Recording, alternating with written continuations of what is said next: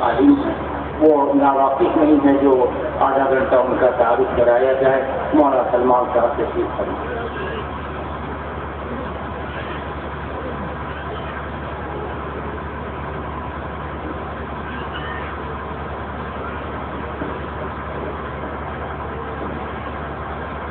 الحمد لله نحمده ونستعينه ونستغفره ونؤمن به ونتوكل عليه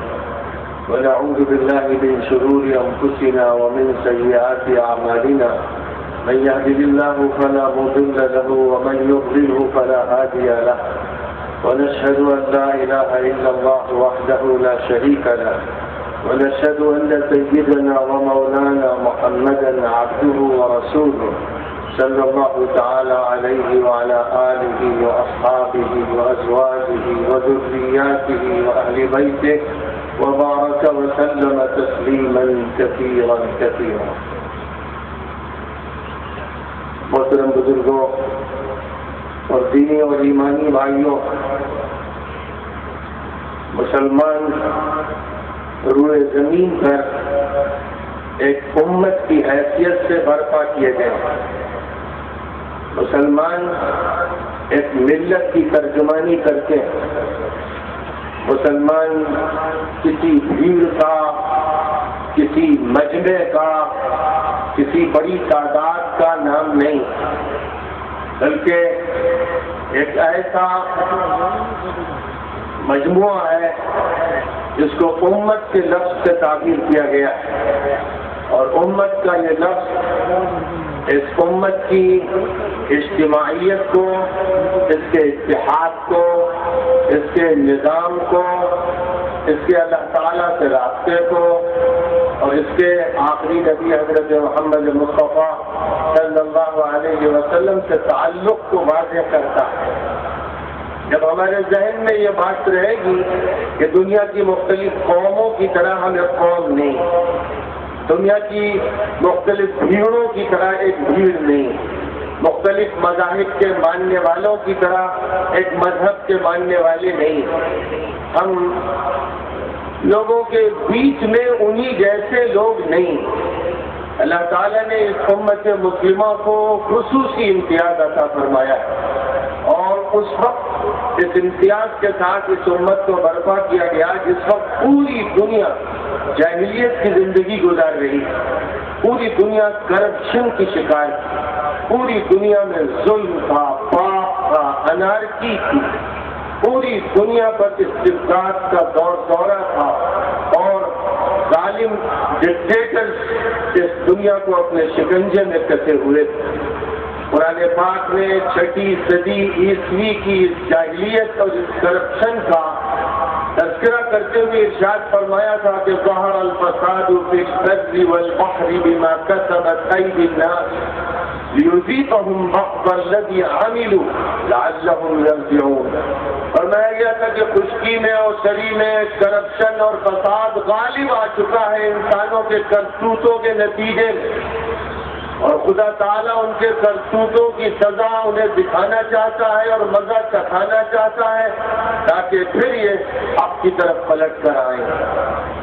ان حالات میں اللہ تعالیٰ نے آخری نبی حضرت محمد مصطفیٰ صلی اللہ علیہ وسلم کو خاتم النبیین کی حیثیت سے، رحمت للعالمین کی حیثیت سے، آخری نبی کی حیثیت سے برپا فرمایا، اور اس امت کے مزاج کی تشکیل کے لیے، اس امت کی ذہن سازی کے لیے، اس امت کو صحیح اصول عطا فرمانے کے لیے، اس امت کو جاہلیت کے اندر سے نکالنے کے لیے، اس کی جہالت کو دور کرنے کے لیے،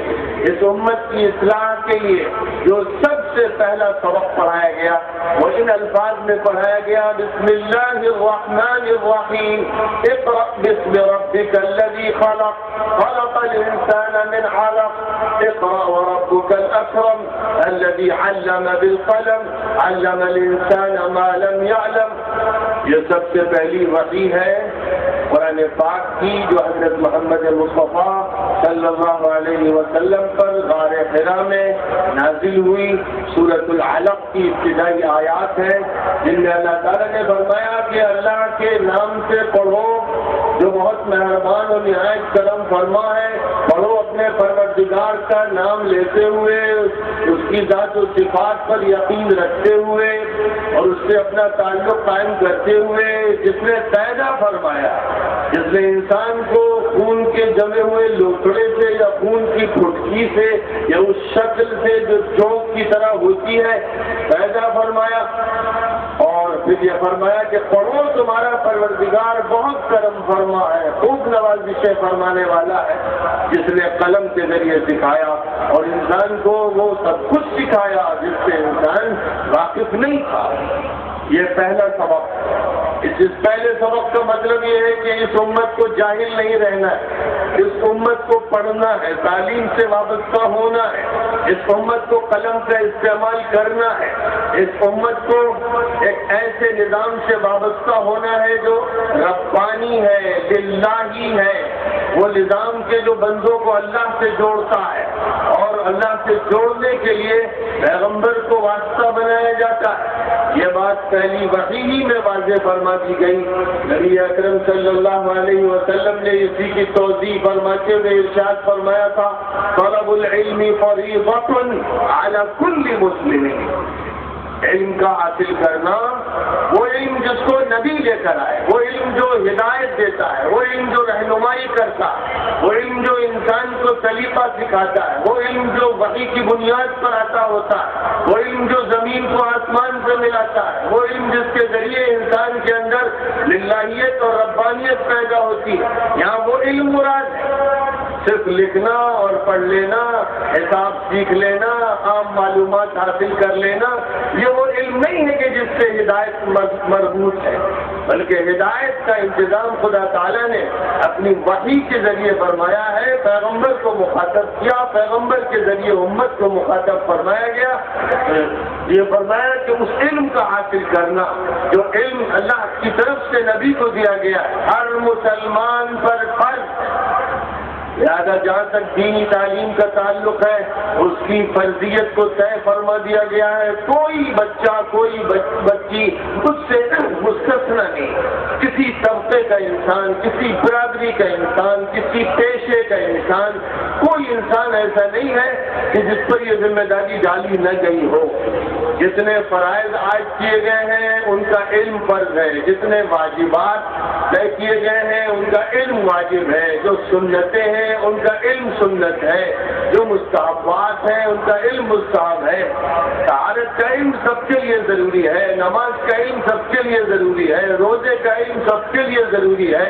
جس کے پاس نصاب ہے پیسے کا، زکوٰۃ کا علم اس پر فرض ہے، جس کو حج کرنے کی قدرت حاصل ہے حج کا علم اس پر فرض ہے، جو شادی کر رہا ہے اسلامی شادی کے احکام جاننا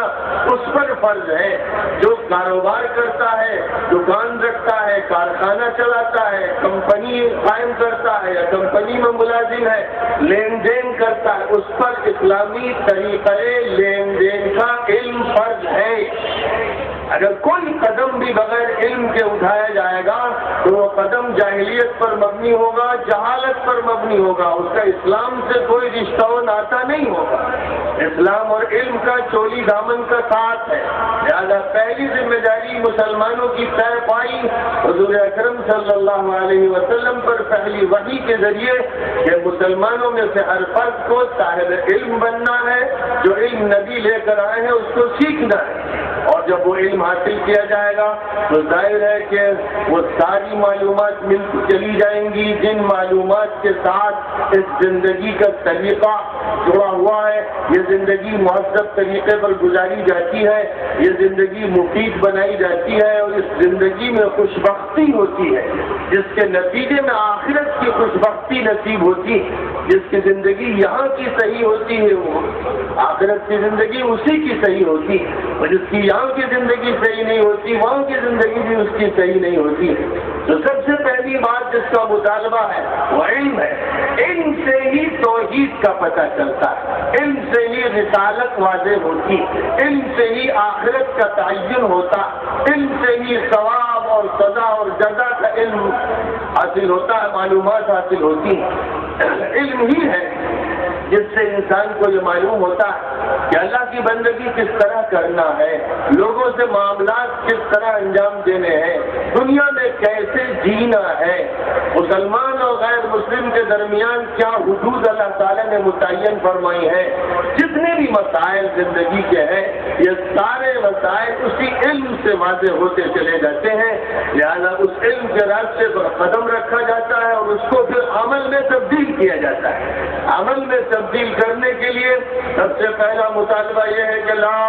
الہ الا اللہ کا اقرار کیا جائے، علم کی بنیاد پر جو اللہ کی طرف سے عطا کیا گیا اس بات کا اعلان کیا جائے کہ خدا کے علاوہ کوئی عبادت کے بندگی کے لائق نہیں،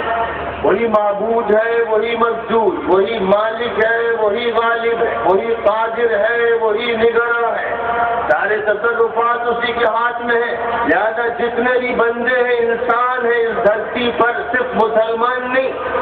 جو خطاب ہے وہ پوری انسانیت سے ہے، نبی پوری انسانیت کے، قرآن پوری انسانیت کے لیے، اسلام پوری انسانیت کے لیے،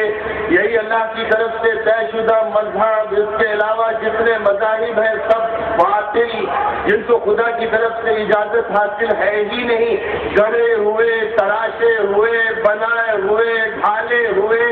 انسانوں کے وضع کردہ، خدا تعالیٰ نے جس دین کو وضع کیا ہے اس کا نام الاسلام ہے۔ فرمایا ان الدین عند اللہ الاسلام، دین اللہ کے نزدیک صرف یہ ہے کہ اس کی فرما برداری کی جائے، اس کی مکمل اطاعت کی جائے۔ وَمَن يَبْتَغِ غَيْرَ الْإِسْلَامِ دِينًا فَلَن يُقْبَلَ مِنْهُ وَهُوَ فِي الْآخِرَةِ مِنَ الْخَاسِرِينَ، اسلام سے ہٹ کر اور کسی عقیدے اور کسی نقطۂ نظر اور کسی نظام حیات کو اگر کوئی شخص چاہے گا تو یاد رکھے کہ اللہ کے ہاں اس کو قبول نہیں کیا جائے گا اور اسے سوائے گھاٹے اور نقصان کے کچھ حاصل نہیں ہوگا۔ یہ اسلام جو اللہ نے عطا فرمایا اس میں ایک طرف تو اللہ کی وحدانیت کا مسئلہ ہے کہ جو چیز بھی ہوگی وہ خدا تعالیٰ کے حکم سے ہوگی، حلال وہ ہے جس کو خدا نے حلال کیا، حرام وہ ہے جس کو خدا